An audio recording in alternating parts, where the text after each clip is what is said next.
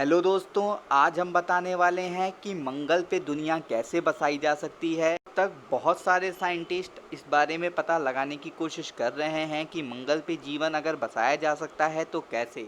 वहीं हम आपको ये बता दें कि एक दिन मंगल कुछ ऐसा दिख सकता है और आप ये जानकर हैरान हो जाएंगे कि इस ग्रह पर इंसान आसानी से रह सकेंगे। वहीं हम आपको ये बता दें कि हमें बस इसे रहने लायक बनाने के लिए इसमें कुछ बदलाव करने होंगे, लेकिन कैसे इस पर परमाणु हमला कर सकते हैं। तो जानिए, बहुत सारे साइंटिस्ट इस बारे में जानने की कोशिश कर रहे हैं कि बम अगर मंगल पर परमाणु बम गिरा दिया जाए तो क्या वहाँ जीना आसान हो जाएगा। क्या होगा अगर मंगल पर परमाणु बम गिरा दिया जाए।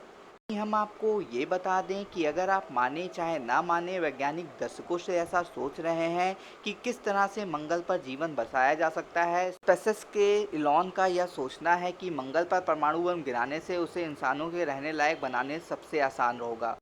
और यही नहीं बल्कि ये सबसे बेहतरीन और सबसे तेज़ तरीका होगा। इससे पीछे का ख्याल ये है कि अगर इसके दोनों ध्रुवों पर आसमान पर थर्माकोलिकर का एक धमाका किया जाए, इससे बर्फ़ की चादरें पिघल जाएंगी और ध्रुवों से कार्बन डाइऑक्साइड और पानी निकलेगा, जिससे ग्रीन हाउस इफेक्ट शुरू हो जाएगा। और उसके शुरू होते ही इस पूरे ग्रह पर तापमान बढ़ेगा और सतह रहने लायक होने लगेगी। ये सुनने में काफ़ी आसान और तुरंत हो जाने वाली प्रक्रिया लगती है, तो अगर ऐसा होता तो क्यों अभी तक ऐसा नहीं किया गया। क्योंकि हम आपको बता दें कि ये इसलिए क्योंकि इसका काफ़ी संभावना है कि मंगल पर परमाणु बम गिराना किस हद तक उसका उतना कारगर ना हो जितना कि हम सोच रहे हैं।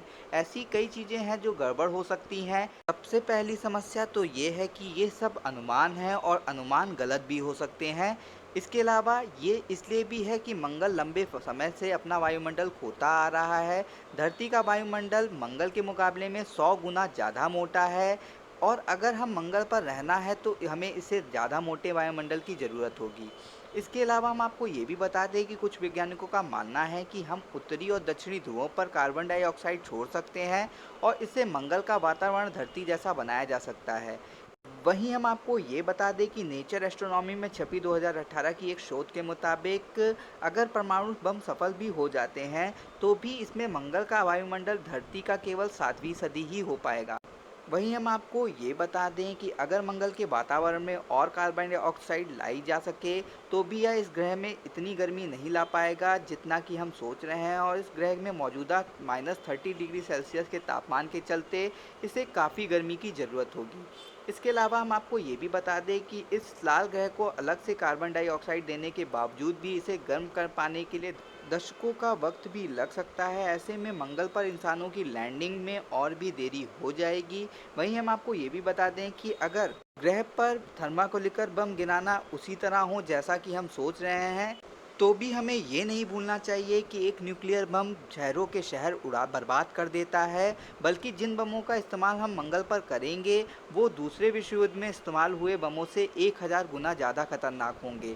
तो ऐसे में ऐसा हो सकता है कि कुछ गड़बड़ होने की संभावना बढ़ जाती है। अगर एक बम भी इस वातावरण के अंदर फटने की बजाय अगर उसकी सतह पर फटता है तो ये इसको बहुत कुछ हार्म कर सकता है और इसकी सतह को बर्बाद भी कर सकता है, उस एरिया को भी बर्बाद कर सकता है और उसमें रेडिएशन भी फैला सकता है। तो ऐसे में हमारे वैज्ञानिकों का जो मैन लैंडिंग का सपना है वो और दूर लगने लगेगा। ऐसी ही इंफॉर्मेटिव वीडियोस के लिए हमारे चैनल से जुड़ना ना भूलिए।